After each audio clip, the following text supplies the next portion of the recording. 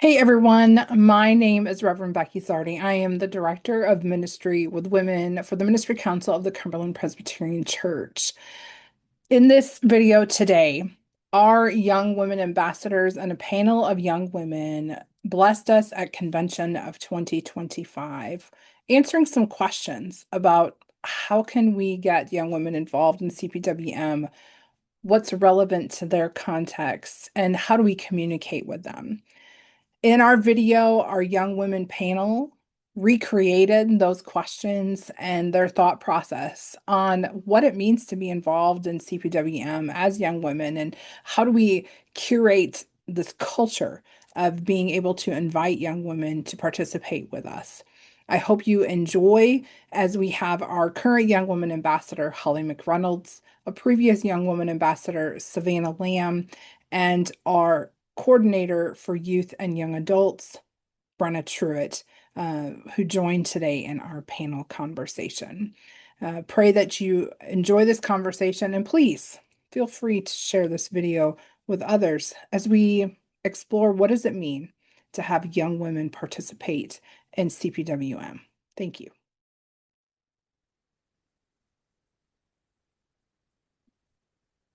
Hey, thanks for joining us today. I'm here with Savannah Lamb and Brenna Truitt, and in this video, we're going to dive into why the young women's voices matter in the life of the church and how we can create meaningful opportunities for them to lead and to thrive.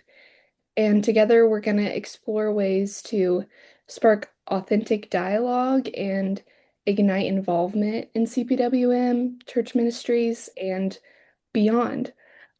Savannah, would you like to introduce yourself? Sure. My name is Savannah Lamb, as Holly said. I am a former Young Woman Ambassador for the CPWM. Currently, I am in my first year as a physical therapy student in Memphis, Tennessee, and I'm 25 years old. And my name is Brenna Truitt. I'm the coordinator of youth and young adult ministry for our denomination, and I'm a member of Rocky Glade, Cumberland Presbyterian Church, and I am 25 years old. Thank you guys so much for joining me on Zoom today. This is kind of an encore of a panel that we did during the summer, and honestly, it went very well. Live and in person. So we really wanted to record it so that we could just have it forever. Um, so let's go ahead and kick off with the first question. First question for today is, why do you think it's important for young women to have a voice and presence in the church today?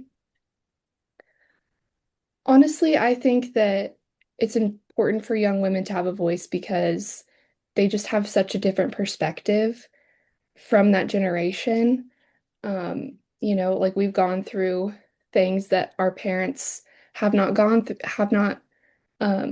through with growing up with social media and technology.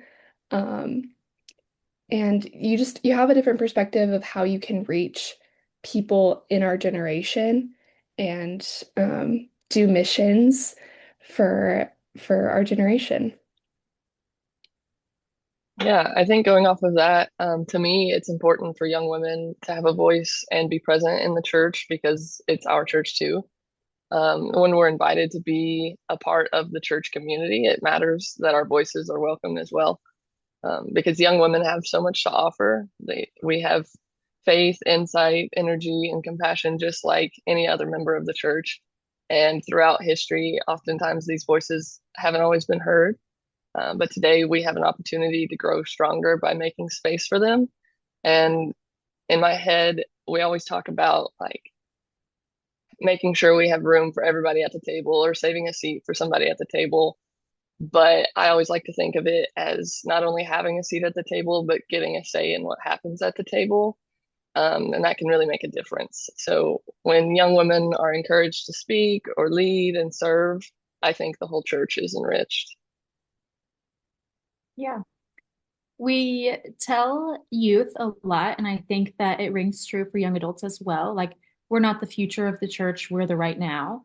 And even though like that is very true, I also think like for to be a young adult in the church right now and to be at such a spot of maybe you've gone to college and now you're back and you're going to this church you haven't been at for 4 years. Imagine the possibilities and what can happen if this young adult is poured into and mentored now and given the opportunity to have a voice and to feel like they have a spot at the church. Um, Imagine what possibilities can grow from that. So, yes, we are the now of the church, but also in this point of our lives as young women, we have so many opportunities and so much possibility ahead of us that if given the opportunity now, imagine what can happen then. Yes, so true. Okay, so our second question of the day is, what challenges do young women face in staying connected to church life? I would say, me personally, the biggest thing is just busyness and scheduling. Um, I've been in college for a few years now, and I'm currently wrapping that up, but there were times where I was taking a lot of classes and had just a very odd schedule that wasn't like your typical 9 to 5. But it also wasn't like, I was retired and had a lot of free time. So it can be very difficult to get to meetings that are scheduled, in the middle of the day. Um, and that can make it really hard to connect when you don't have that time to be with other members of the body of Christ. Yeah, I really like that. And I think one of the biggest challenges for young women, especially, is feeling seen and heard. And sometimes young women want to be involved, but they're not sure where they fit in or if their voice really matters. And I think a lot of times there can be unspoken expectations, how we should act or what roles we're allowed to take. And that can be really discouraging. Like Holly was saying, life also moves really fast in these seasons that oftentimes we're in school, work, relationships. So if the church doesn't feel like a place of real connection and purpose, it's really easy to drift away. But when there's a space to ask questions and be mentored and actually contribute, I think it makes a really big difference in helping us stay rooted and grow in the church and in our ministries. Yeah.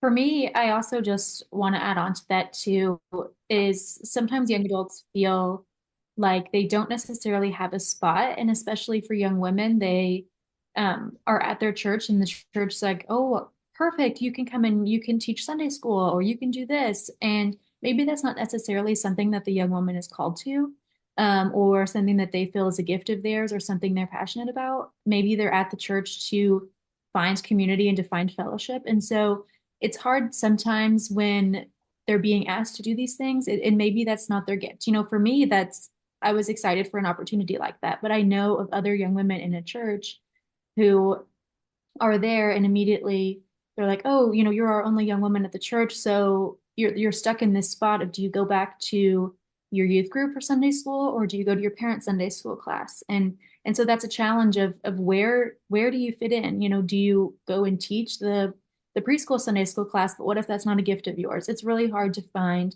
that specific spot for a young adult, especially if there's not many at your church. Mhm. Yes, that's so true. That's something that's happening in our church right now is there's just it seems like a generation almost is missing from our churches. Um, what experiences have helped you grow spiritually or feel mentored?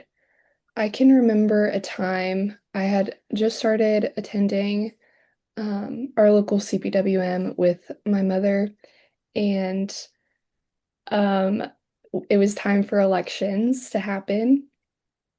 And we had had the same treasurer for years and years, and she decided that it was time for her to pass the torch And I walked out of the meeting the treasurer of CPWM. Um, not I did not know what I was doing at all. And I'm pretty sure I made some sort of mistake like every meeting for like the first 6 months. And um, the thing that I remember the most about that experience is that I was met with so much grace, and Mm. my mom helped me. She helped me understand kind of the process and the protocol, obviously, but also like when I did make a mistake in a meeting, like nobody was um hostile towards me in any sense. Like they were all just very forgiving and understanding, and um just wanted to help me and give me grace. And I don't know, that was such a sweet experience for me. I learned so much, and I'm so grateful that there are women in the church who want to teach younger women. Mhm. I think stories like yours, Holly, are very common in CPWM, and I think they're really important because I think oftentimes we don't even want to take on a new role because we are so scared that we don't know how to do it. We don't know what you're supposed to do because we haven't been in these meetings before, and maybe we haven't learned the policy and the procedure. Um, but stories like yours remind us that none of us really ever know what we're doing, right? And we all have to start somewhere. And so I think Mhm. CPWM is really good at showing people that grace in these new roles. And I think it's important for us to remind ourselves of that before we step into them, or when we're Mhm. asked to step into them. But my answer, experiences that I have had that have helped me grow spiritually or feel mentored, it's really hard to pick just one, but my entire CPWM journey has been a mentorship and has helped me grow spiritually. I started off as a really anxious teenager who was dragged along to convention by her aunt. And now I'm a slightly less anxious young adult who still really wants to go to all of these CPWM events. And finding this core group of women who have supported and surrounded me, loved me, and mentored me has been one of the greatest gifts of my life. And I don't think, I know I wouldn't be the young woman I am today without everything that's been poured into me over the years. And this family has really let me be authentically and wholly me. That vulnerability um, to be me has opened me up to learn so much about myself and others and my faith. Yeah. And just to add on to both of those answers, I think, you know, it's hard when you have a young adult that, like for me, I consider myself someone who leads a lot of things at my church, but I also take time and I go to a Bible study that someone else leads, and I let that opportunity, like, I just listen and I just take that all in. I don't even volunteer to read out loud sometimes because I want that opportunity to be what's pouring into me and taking that moment to listen and soak up the lesson that someone else planned for this Bible study. And so that has been nice too, is that sure, I go to youth group or I go to these things and I'm leading them, but I really feel very just like mentored and supported and poured into spiritually when I'm allowed to go to um a Bible study or a CPWM or something and just get to listen and soak that all up. And so it's the two-leg thing of finding a spot for a young adult in the church, but also giving them space to learn and just be an active participant. But that is really something how I have just felt very mentored is just being allowed to sit and listen in that moment.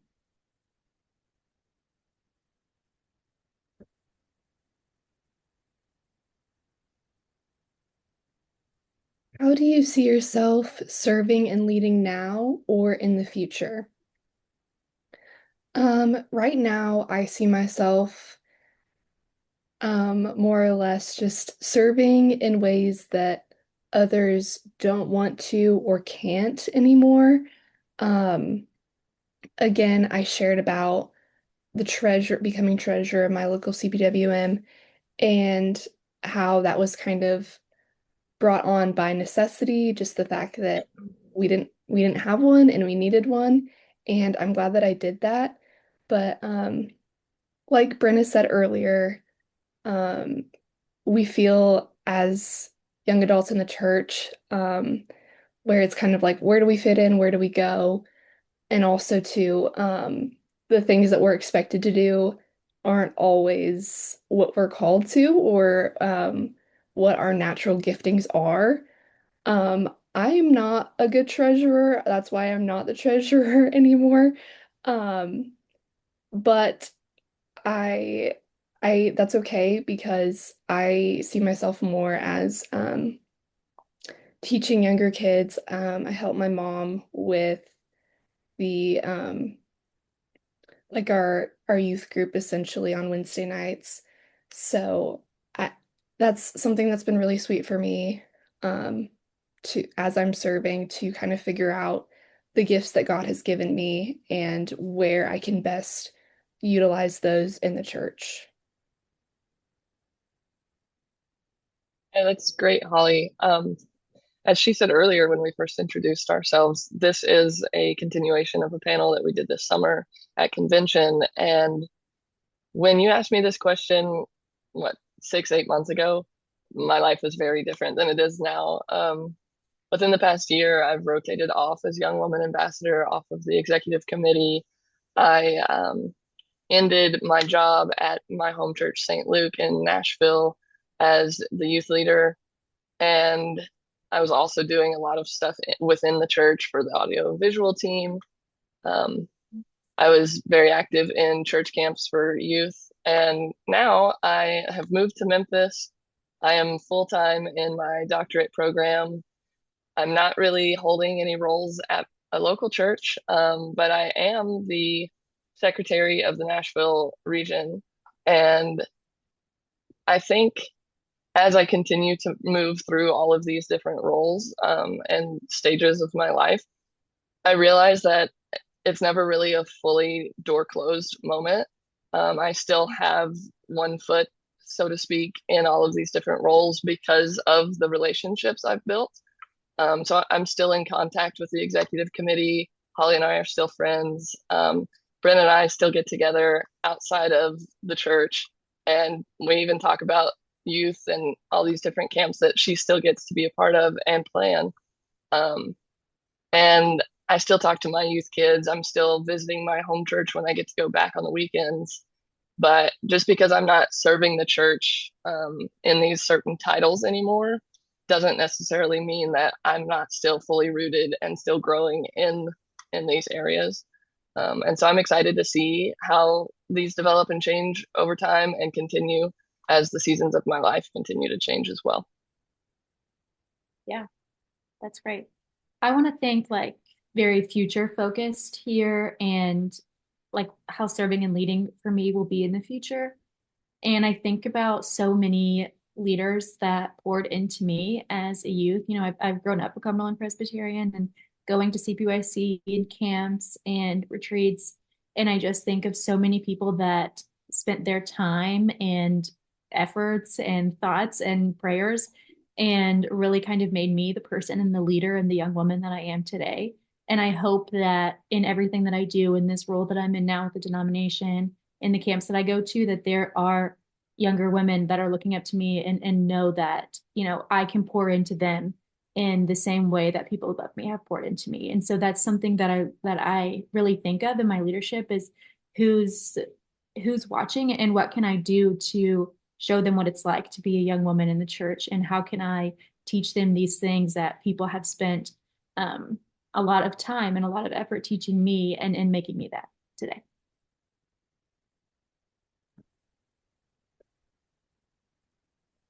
Okay, so our final sorry, our final question of the day is what would a healthy, united women's ministry look like to you?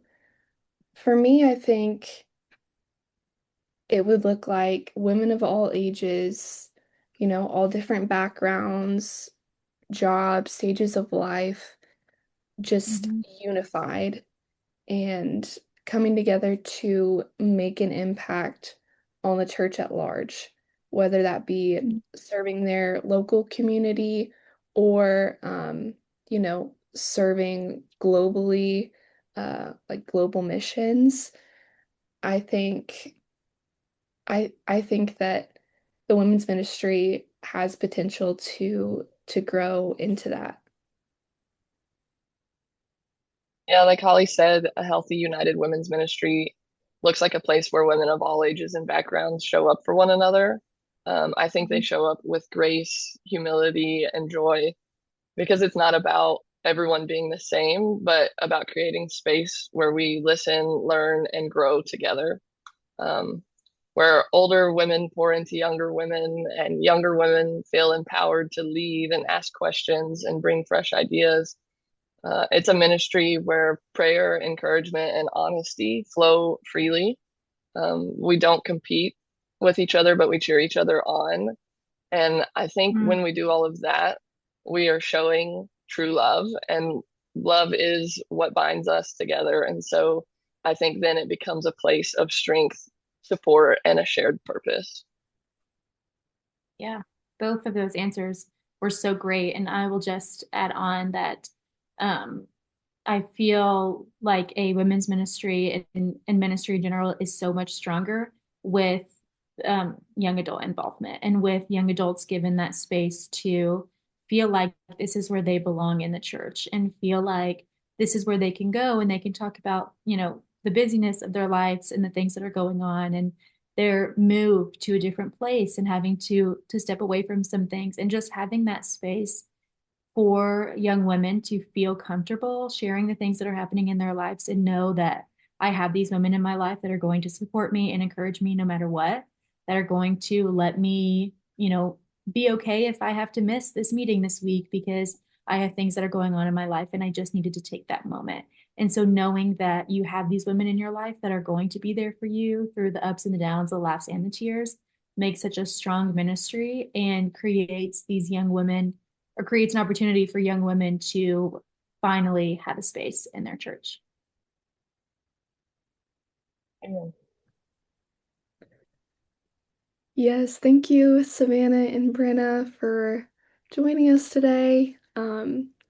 If you have any questions, comments, you can reach out to us or you can comment down below. But yeah, thank you for watching and for joining us today. Thanks for having us, Holly.